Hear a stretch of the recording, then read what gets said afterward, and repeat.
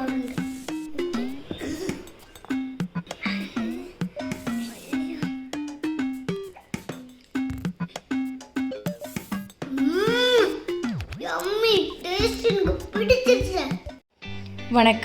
Welcome to foodies favourite. இன்றைக்கி நம்ம பார்க்க போகிறது ஒரு ஸ்பெஷல் யம்மி ஸ்வீட் ஆர்காட் மக்கான் பேடா. பார்க்கவே சூப்பராக இருக்குல்ல. இதை எப்படி சிம்பிளாக ஈஸியாக செய்யலான்றதை பார்த்துடலாம் வாங்க. ஃபஸ்ட்டு நம்ம பாகு காய்ச்சிடலாம். அதுக்கு நான் இன்றைக்கி கனமான பேன் எடுத்திருக்கேன்.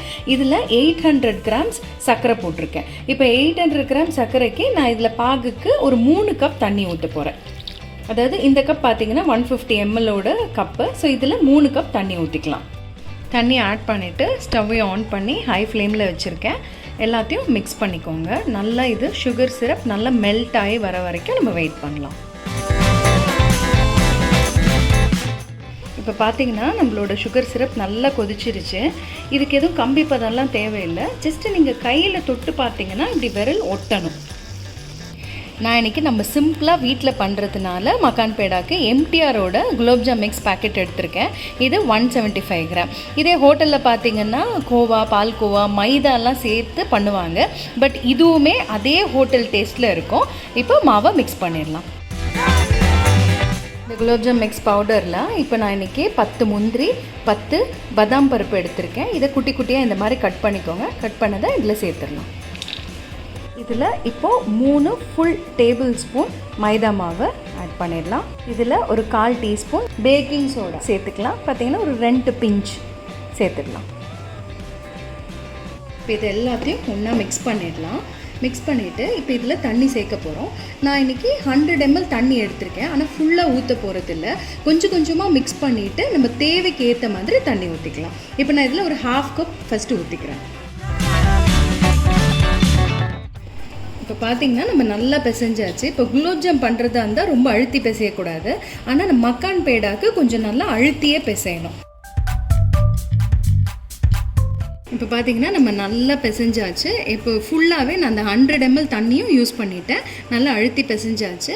அவ்வளோதாங்க. இப்போ நம்ம இதை நல்லா பால் பண்ணிக்கலாம். குட்டி குட்டி பாலாக செஞ்சிடலாம். இப்போது ஒரு சின்ன போர்ஷன் எடுத்துக்கிறோம். எடுத்துகிட்டு கைக்கு நடுவில் வச்சு இந்த மாதிரி அழுத்தி நல்லா இப்படி பண்ணிக்கோங்க. பண்ணிவிட்டு இதிலேருந்து ஒரு சின்ன சின்ன போர்ஷனாக எடுத்துடலாம். இந்த மாதிரி போர்ஷன் எடுத்துகிட்டு இதையும் கைக்கு நடுவில் இந்த மாதிரி பால் மாதிரி நல்லா அழுத்தி உருட்டிட்டு அதுக்கப்புறம் இப்படி ஒரு ப்ரெஸ்.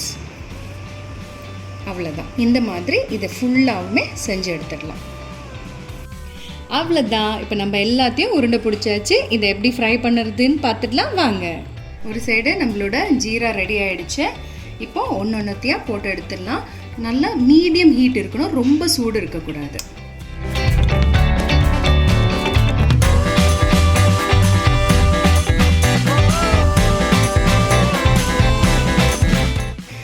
இப்போ பார்த்தீங்கன்னா ஹையில் தான் வச்சுருக்கேன். கொஞ்சம் இப்படி பாருங்கள். லைட்டாக வெந்ததும் நம்ம சிம்முக்கு மாற்றிடலாம். எல்லாம் லைட்டாக ப்ரௌன் ஆகிட்டே வருது. இதை எப்படி நம்ம பார்க்கணுன்னா ஜஸ்ட்டு ஒன்று எடுத்துகிட்டு விரல் வச்சு சூடாக இருக்கும் பார்த்துக்கோங்க. விரல் வச்சு லைட்டாக அழுத்தும் போது குழி விழக்கூடாது. ஸோ குழி விழுந்துச்சுன்னா வேகலைன்னு அர்த்தம். ஸோ அது வரைக்கும் நம்ம நல்லா ப்ரௌன் ஆகிற வரைக்கும் ஃப்ரை பண்ணிக்கலாம். நம்மளது ஃப்ரை ஆகிட்டுருக்கு. அப்போது இந்த ஜீராவில் வீட்டில் செஞ்ச நெய் அதை 2 ஸ்பூன் சேர்த்துடலாம்.